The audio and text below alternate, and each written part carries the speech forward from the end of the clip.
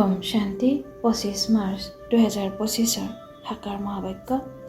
মৰমৰ সন্তানসকল, তোমালোক পিতাৰ সন্তান মালিক হোৱা। তোমালোকে পিতাৰ ওচৰত শৰণ লোৱা নাই। সন্তান কেতিয়াও পিতাকৰ শৰণাগত নহয়। প্ৰশ্ন: কোনটো কথা সদায় স্মৃতিত থাকিলে মায়াই বিৰক্ত নকৰিব? উত্তৰ: আমি পিতাৰ ওচৰলৈ আহিছোঁ।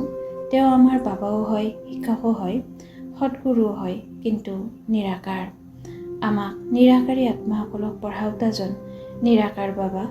বুদ্ধিত এইটো স্মৃতি থাকিলে আনন্দত সীমা নাথাকিব। তেতিয়া মায়াই বিৰক্ত নকৰিব। ধাৰণাৰ বাবে মুখ্য সাৰ: 1. চিনেমা হৈছে নৰকলৈ যোৱাৰ ৰাস্তা, সেইবাবে চিনেমা চাব নালাগে। স্মৃতিৰ যাত্ৰাৰে পবিত্ৰ হৈ উচ্চ পদ পাব লাগে। এই পুৰণি সৃষ্টিৰ প্ৰতি অন্তৰৰ আকৰ্ষণ ৰাখিব নালাগে। 2. মন বাণী কৰ্মেৰে কাকো দুখ দিব নালাগে। সকলোৰে কাণত মধুৰ কথা শুনাব লাগে। সকলোকে পিতাৰ স্মৃতি সোঁৱৰাই দিব লাগে। বুদ্ধিৰ যৌগোত্ৰ একমাত্ৰ পিতাৰ সৈতে গঢ়িব লাগে।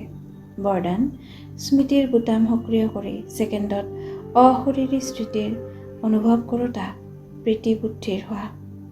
য'ত প্ৰভু প্ৰীতি আছে, তত অশৰীৰী হোৱা 1 ছেকেণ্ডৰ খেলৰ নিচিনা। যেনেকৈ বুটাম সক্ৰিয় কৰি দিলেই অন্ধকাৰ আঁতৰি যায়, তেনেকৈ প্ৰীতি বুদ্ধিৰ হৈ স্মৃতিৰ বুটাম সক্ৰিয় কৰা। তেতিয়া দেহ আৰু দেহৰ জগতৰ স্মৃতিৰ বুটাম নিষ্ক্ৰিয় হৈ যাব। এয়া ছেকেণ্ডৰ খেল। মুখেৰে বাবা বুলি ক'বলৈও সময় লাগে, কিন্তু স্মৃতিলৈ আনিবৰ বাবে সময় নালাগে। এই বাবা শব্দই পুৰণি সৃষ্টিক পাহৰাৰ আত্মিক বোমা। শ্লোগান: দেহবোধৰ মাটিৰ বোজাৰ পৰা ঊৰ্ধত থকা, তেতিয়া ডাবল লাইট ফৰিষ্টা হৈ যাবা। সত্যতা আৰু সভ্যতাৰূপী সংস্কৃতি ধাৰণা কৰিবলৈ আজিৰ অব্যক্ত সংকেত। সত্যতাৰ চিনাক্তকৰণ হৈছে সংকল্প, বাণী, কৰ্ম, সম্বন্ধ, সম্পৰ্ক সকলোতে দৈবিকতাৰ অনুভৱ হোৱা। কোনোৱে কয়, মইতো সদায় সত্য কওঁ, কিন্তু বাণী বা কৰ্মত যদি দৈবিকতা নাই, তেন্তে আনৰ তোমালোকৰ সত্য সত্য যেন নালাগিব। সেইকাৰণে সত্যতাৰ শক্তিৰে দৈবিকতা ধাৰণ কৰা। যিয়েই সহ্য কৰিব লগা নহওক, ভয় নকৰিবা।